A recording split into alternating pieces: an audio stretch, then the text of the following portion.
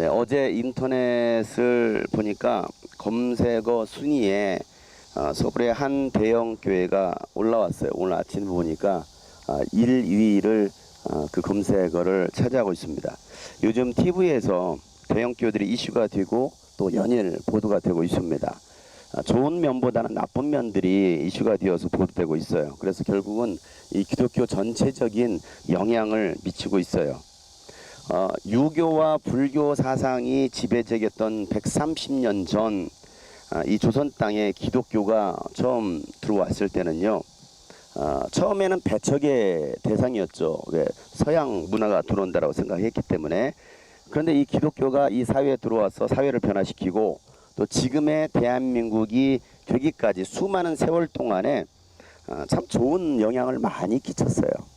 대표적인 게 교육, 가르치는 교육과 학교, 또 어떤 의료 이런 부분에 있어서 굉장히 좋은 영향을 끼쳤습니다. 그래서 하나님을 믿지 않는 사람들도 교회는 좋은 곳이야 라는 이야기, 또 크리스찬은 참 좋은 사람들이야 라는 생각을 하게 되었습니다. 사도행전 2장에 나온 초대교회처럼 칭찬받고 인정받는 곳이 바로 교회였어요. 사도행전 2장 47절 말씀에 보면 하나님을 찬양했다. 그래서 그들은 모든 사람에게 호감을 샀다. 교회가 예수 믿는 사람들이 모든 사람들에게 호감을 살 정도로 참 좋은 영향을 끼쳤다는 것이죠. 그래서 주님께서 구원받는 사람들을 날마다 더하여 주셨다라고 말했어요. 교회가 인지도가 좋아지고 호감이 가니까 너나 나나 할 것 없이 교회로 가게 되는 거예요. 왜? 교회는 참 좋은 곳이야. 요즘은 교회 주일학교가 없는 교회들이 70%가 넘습니다. 중고등부도 마찬가지고.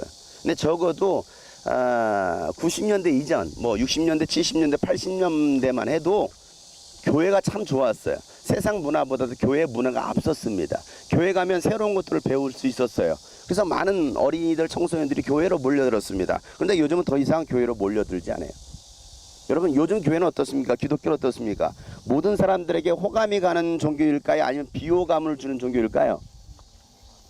왜 여러분들은 교회 다니면서 그렇게 생각하십니까?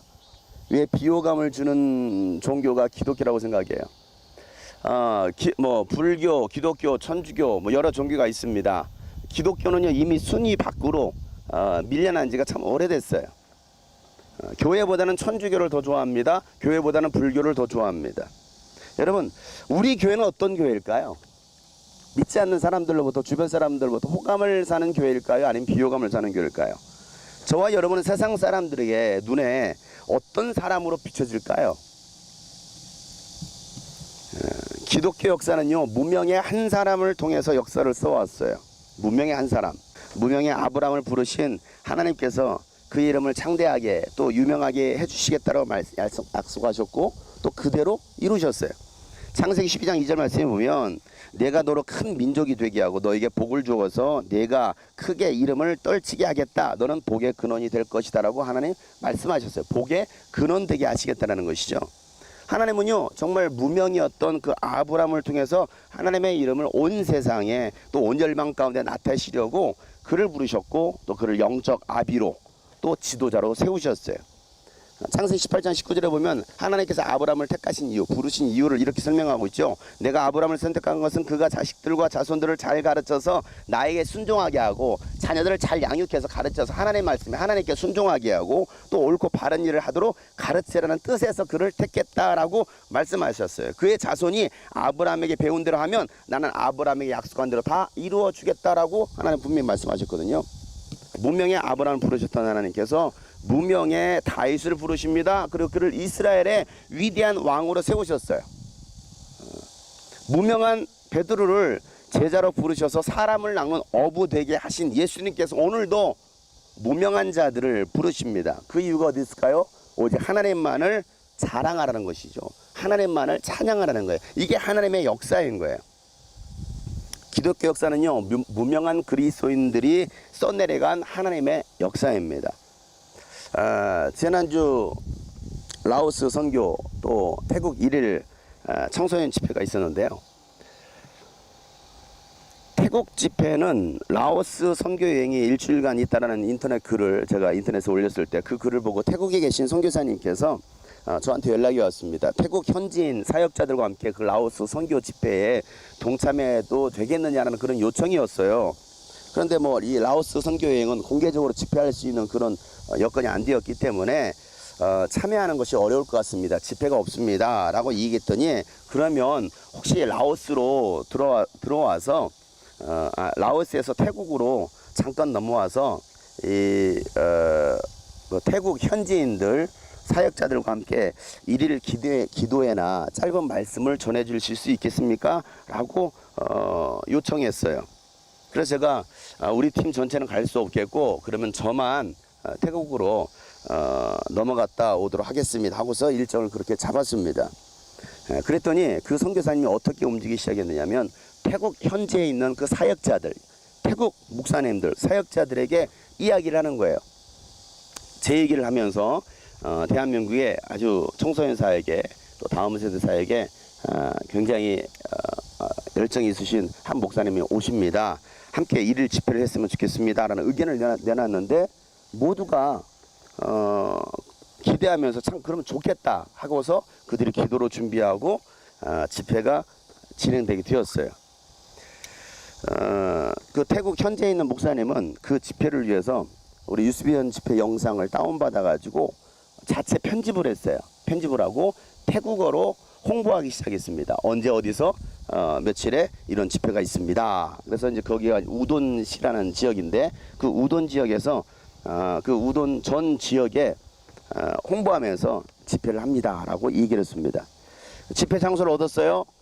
한 300명이 모이는 그런 교회, 그 우돈 지역에서는 가장 큰 교회를 빌렸습니다. 저는 그 라오스에 도착해서 태국으로 바로 넘어갔어요. 그리고 라오스 선교팀은 선교 현장으로 가게 되죠. 저녁 집회 7시에 시작합니다. 저녁 집회 7시에 시작하는데, 거기에 그 태국 현지인 아이들 한 200여 명이 넘는 태국 청소년 청년들이 모였고요. 또 한국에서 온 단기 선교팀 한 20여 명이 모였어요.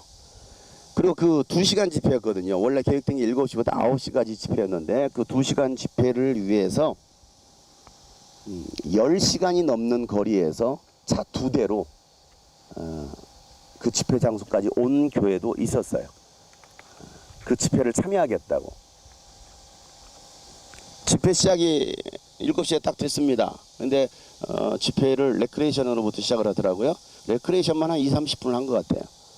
그리고 레크레이션이 끝나니까 한 3팀이 또 공연을 합니다. 그러다 보니까 또 한 20분이 지나갔어요. 그리고 이제 준비된 찬양이 한 20분 정도 시작되었습니다. 이미 시간은 1시간 30분 정도가 흘러버렸어요. 저한테 주어진 시간은 가만히 보니까 길어야 20분, 정말 길어야 30분 정도밖에 되지 않았어요. 일반적으로 태국 교회가 그렇게 집회를 한대요. 태국 교회 영성이 노는 영성이래요. 앞에서 실컷 놀고, 그리고 예배 말씀에는 그렇게 큰 비중을 두지 않고 관심이 없다라는 거예요. 뭐 제가 딱 제가 이제 한 2분짜리 영상을 만들고 그걸 보여주고, 그 다음에 제가 올라가서 이제 설교를 시작하게 되었죠. 물론 통역 설교를 했습니다. 시간을 딱 보니까 2인분 한 20분 정도밖에 남지 않았으니까 뭐 그거와 상관없이 제가 이제 통역으로 설교를 시작을 했죠. 태국 청소년 아이들이 말씀을 듣기 시작해요. 반응을 보이기 시작합니다. 그리고 제가 왜 우리가 찬양을 해야 돼, 내가 존재하는 이유가 무엇인지, 내가 살아가는 이유가 무엇인지를 설명하면서 찬양을 어떻게 해야 되는지, 기도를 어떻게 해야 되는지, 누가 진짜 그리스도인지에 대해서 제가 설명하기 시작합니다. 그리고 찬양을 했더니 거기에 있던 아이들, 거기 참석자들이 제가 일어나라고도 하지 않았는데 다 일어나서 찬양을 하기 시작해요. 손 들고 찬양하기 시작해요. 그래도 막 뛰기 시작합니다. 이미 일어선 상태에서 이제 시작하는데, 말씀 서론 한 10분 전에 했는데 일어서서 찬양하는 거예요. 그리고 또 앉았어요. 앉아서 다시 또 말씀을 전하다가 찬양을 하니까 또 다 일어나는 거예요. 그래서 일어난 김에 또 앉으라 뭐하기, 그래서 제가 일어선 채로 그냥 계속 말씀을 전했어요. 이미 시간은 9시가 넘어갔어요. 9시가 넘어갔고 시간이 계속 흘러가니까 한 9시 반쯤 됐을 거예요. 설교를 굉장히 오래 한 거죠. 그러니까 뒤에서 피켓을 들기 시작합니다. 5분 안에 끝내주세요. 제가 그것을 보고 나서 이제 말씀에 계속 이제 결론을 내어갑니다. 그리고 제가 요청했던 것이 태국 땅을 위해서 헌신하실 분, 태국 땅을 위해서 희생하실 분, 순교하실 분, 기도하실 분, 기도하러 오실 분들, 제가 그 결단의 기도를 요청하니까 한 100여 명의 태국 아이들, 청소년들, 사역자들이 앞으로 나오기 시작해요. 그리고 그 안에서 무릎을 꿇어 기도하기 시작합니다. 한참을 기도했어요. 한참을 기도했어요. 막 부르짖어 기도했습니다. 그리고 뜨겁게 찬양을 했습니다. 모두가 뛰면서 찬양을 하고 마무리를 지었더니 시간이 10시가 넘어갔어요. 그래서 저는 내려가고 현지 목사님이 나와서 말씀하시기를 그동안 이런 청소년 집회가 이 태국 땅에 없었다라는 거예요. 그런데 오늘 집회를 계기로 매년 이런 집회가 있었으면 좋겠습니다 라고 얘기를 합니다. 여러분들은 아멘 안 하지만 그들은 아멘을 해요. 왜? 갈급했거든요. 목말랐거든요. 그렇게 찬양하고 기도하는 거에 목말랐거든요. 여러분, 태국 집회가 이루어질 수 있었던 것은 한 사람의 기도와 헌신이었어요. 유명한 사람도 아니었습니다. 무명의 한 사람, 그 한 사람의 기도가, 그것도 한국 선교사, 그것도 여자 선교사의 그 기도와 헌신으로 그 태국의 청소년들을 깨울 수 있는 작은 불씨가 되었어요. 한 사람이었습니다. 그 다음날 10시간 넘게 달려왔던 그 교회, 한 교회 성도들, 그 성도들과 함께 찬양과 말씀을 나누는 시간이 있었어요. 그런데 한 20여 명 모여서 찬양하고 기도하고 말씀을 나누는데 얼마나 열정적으로, 얼마나 뜨겁게 기도하는지 우리 교회보다 훨씬 열정적으로, 훨씬 뜨겁게 찬양해요. 그들은 막 모두가 일어나서 막 찬양하고 기도하는데 얼마나 부르짖어 기도하는지. 전날 집회보다도 훨씬 뜨거운 집회였어요. 하나님은요, 유명한 자, 가진 자, 있는 자가 아니라 없는 자, 연약한 자를 통해서 일하신다라고 제가 말씀을 전하면서 열방을 향한 하나님의 꿈을 가지라고 제가 말씀을 전했더니 그들이 얼마나 은혜를 사모하면서 그 말씀을 듣든지 그러면서 아멘 아멘 하는 거예요. 예배가 말씀이 끝나고 말씀을 들었던 한 자매가 이렇게 얘기를 해요. 자신의 어떤 신앙에 대해서 또 미래에 대해서 고민을 했는데 전날 집회와 또 그날 아침에 그 1시간 예배를 통해서 하나님이 분명히 자기에게 말씀하셨다는 거예요. 그리고 그 하나님의 음성을 듣게 되었다는 거예요. 내가 이제 무엇을 어떻게 하면서 살아가야 될지를 분명히 알게 되었다는 거예요. 이것도 한 청년의 이야기였어요. 전 다시 라오스로 와서 우리 선교팀하고 선교팀과 함께 초등학교 2곳 사역을 했습니다. 전체 한 400여 명의 아이들과 함께 미리 이제 준비해간 그 프로그램 있었지만 그 프로그램 가지고 될 수가 없어서 또 즉석으로 만들어내고 뛰면서 몸으로 그 무더운데 막 몸으로 뛰면서 하나님의 사랑을 나누는 시간을 가졌어요. 프로그램이 다 끝날 때마다 하루 일정이 끝나면 거기 라오스 아이들이, 현지 아이들이 그 라오스 전통 춤을 춥니다. 보여줘요. 우리 선교팀을 위해서 춤을 춰줘요. 그러고 나면 또 우리 선교팀들이 이제 또 신나는 또 워십으로 서로 화답하는 그런 시간이 있었어요. 학교 교실을 페인트를 칠을 해주고 또 벽화를 그려주면서 라오스 아이들이 하나님의 꿈을 가지기를 기도했어요. 그들이 정말 우리가 메시지로 복음을 전할 수 있는 그런 환경은 아니었지만 우리가 예수 믿는 사람이라는 걸 알고 또 우리가 어떻게 그들을 섬기는지를 알았기 때문에 그들 가운데 하나님을 믿는다는 것이 저런 것이 아닐까라는 꿈을 가지지 않았을까. 그리고 이틀의 3일의 일정이 마치고 나서 말 못하는 농아인들, 그 농아인 국가대표, 축구 국가대표 팀하고 축구 시합을 했어요. 경기가 끝나고 나서 그 30여 명의 그 농아인들 한 끼 식사를 우리 선교팀들이 맡아서 섬겼어요. 같이 함께한 이들이 또 여러분들 함께 해준 그 선교비로 그들에게 한 끼 식사로 섬길 수가 있었어요. 그러면서 그들이 얼마나 감사하던지 헤어지는 것이 아쉬워서 한참을 그곳에서 머물렀습니다.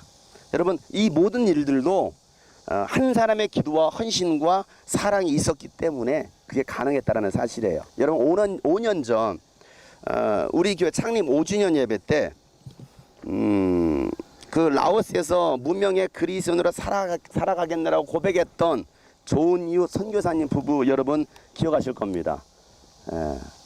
그분들의 삶의 열매가 5년 후에 이런 결과로 나타날 수 있었다라는 거예요.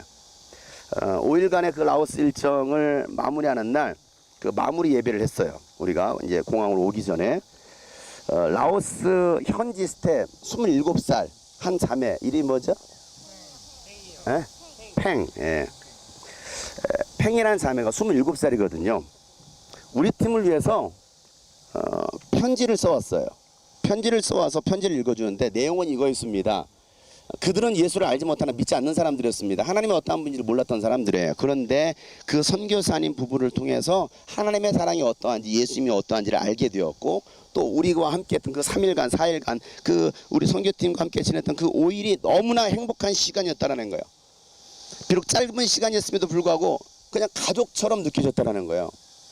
그리고 몸은 피곤했지만 아침부터 오후까지 얼마나 막 부딪히고 뛰었습니까? 그런데 그 다음날에 너무나 기가 되어가지고 아침 일찍 일어나게 되었다는 거예요.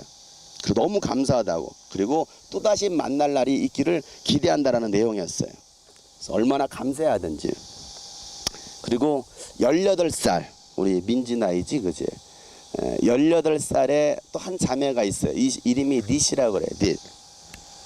이 닛이라는 자매도요 예수님을 알지 못하는 아이인데 그 아이가 예수를 믿기 시작했고요. 그리고 그 선교팀 안에서 그 선교사님 같이 사역을 도우면서 우리와 함께하는 시간이 있었어요. 마지막에 그 자매가 기도 제목이 있다고 이렇게 얘기합니다. 저의 기도 제목은 이제 예수를 믿기 시작한 지 얼마 되지 않았어요. 1년도 채 되지도 않았어요. 왜? 그 교회가 세워진 지 1년밖에 안 되었으니까. 예수님을 믿게 된 지 얼마 되지 않았는데 예수님을 더 많이 알고 싶다고. 그의 기도 제목은 예수님을 더 많이 더 깊이 알게 해달라는 그런 기도 제목이었어요. 그리고 부모님이 믿지 않아요. 부모님 믿지 않는데 자기가 예수를 믿으니까 부모로부터 핍박을 받고 있습니다. 그러면서 결코 넘어지지 않도록 기도해 달라고 하면서 이 자매가 울기 시작해요. 어떤 사회적인 성공이 아니었어요. 그 자매가 바라는 것은 예수님을 더 깊이 더 많이 알았으면 좋겠다고. 그걸 위해서 기도해 달라고. 우리 학생들이 저한테 그렇게 기도 요청하는 사람 한 사람도 없었어요. 예수님을 더 깊이 알게 해달라고, 예수님 만나게 해달라고, 기도해달라고 요청한 사람이 한 사람도 없어요. 근데 그 자매가 그 말을 하면서 얼마나 그 눈시를 붉히면서 울던지. 그래서 그 스태프들과 또 그 선교사님 부부를 위해서 축복하면서 같이 함께 기도하는 시간을 가졌습니다. 여러분, 이 모든 일들이 한 사람으로부터 시작되었다는 거예요. 무명의 그리스도인으로 살기로 결단했던 그 한 사람을 통해서 그런 일들이 일어났어요. 우리 23명이 함께 했는데요. 23명 중에 그 선교팀에 참여했던 한 분은요. 교회를 다니지 않는 분이에요. 교회를 다니지 않는 분. 과거에 교회를 잠깐 나갔다가 교회에 시험 들어서 교회를 더 이상 다니지 않는. 그런데 라오스 선교 간다고 하니까 이분은 미용사거든요. 어떨까 하고서 미용 도구를 들고 와가지고 선교에 동참했습니다. 아이들 수십 명을 머리를 깎아줬어요. 이틀 동안에. 아이들이 얼마나 행복해하는지 몰라요. 그분은 그 머리 깎는 이 미용 기술 가지고서 선교 사역에 동참하고 또 우리 선교팀들이 하는 그 모든 모습들을 보내고 그 5박 6일 동안에 5일 동안 함께했던 그 모습을 그분이 지켜보고 마지막에 나누면서 이렇게 얘기합니다. 저는 교회를 다니지 않습니다. 막 울기 시작해요. 저는 교회를 다니지 않아요. 다니지 않는데 이 선교팀에 함께하면서 너무나 감사했다고, 너무나 행복한 시간이었다고. 그리고 기회가 된다면 다른 교회는 모르겠지만 주님이 꿈꾸신 교회는 다니고 싶다고. 그분은 의정부에서 오신 분이에요.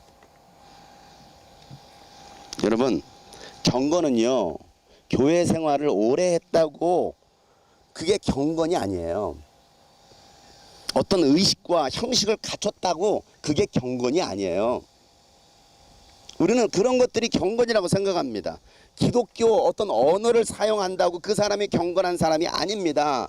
목사니까, 장로니까, 집사니까 경건할 거야? 아니에요. 그게 경건의 기준이 아닙니다. 오늘 성경 읽었던 하나님께서 기뻐하시는 경건은 뭡니까? 고아와 과부를 돌아보는 것이 경건이다라고 얘기하고 있어요. 오늘 27절 말씀 하나님 아버지께서 보시기에 깨끗하고 흠이 없는 경건은 고난을 겪고 있는 고아들과 과부들을 돌아봐주며 자기를 지켜서 세속에 물들지 않게 하는 것이다라고 말하고 있습니다. 소외된 이웃을 돌아보고 그들과 함께하는 것이 하나님 보시기에 정말 깨끗하고 흠이 없는 경건이라는 거예요. 예수님은 소외된 이웃의 친구가 되어주셨습니다. 가난하고 병들고 아픔과 상처를 가진 사람들의 친구가 되어주셨어요.